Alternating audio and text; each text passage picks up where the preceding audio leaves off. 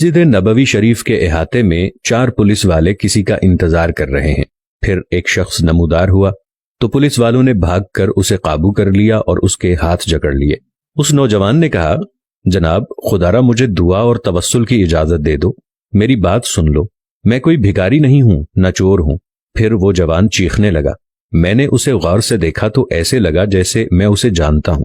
میں بتاتا ہوں کہ میں نے اسے کیسے پہچانا۔ دراصل میں نے اسے کتنی ہی بار بارگاہ رسالت صلی اللہ علیہ وآلہ وسلم میں روتے ہوئے دیکھا تھا۔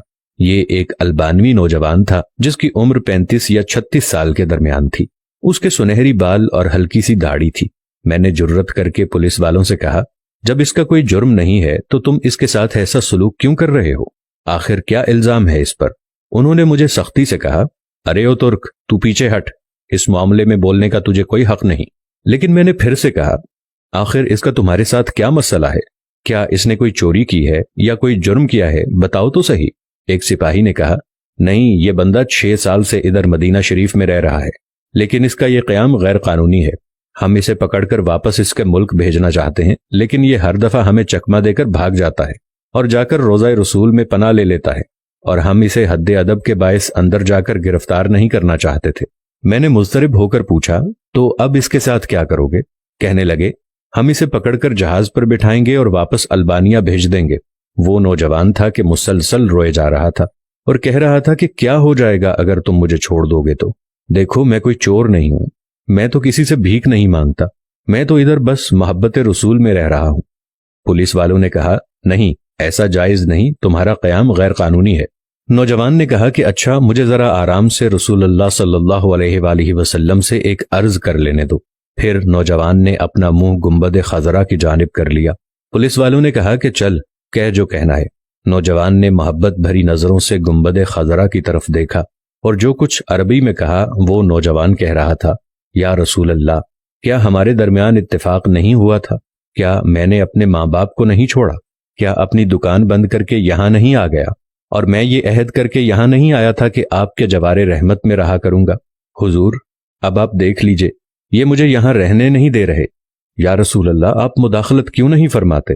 روتے روتے نوجوان بے حال ہونے لگا، اس کی ہچکی بند گئی، پورا چہرہ آنسوؤں میں ڈوب ڈوب گیا۔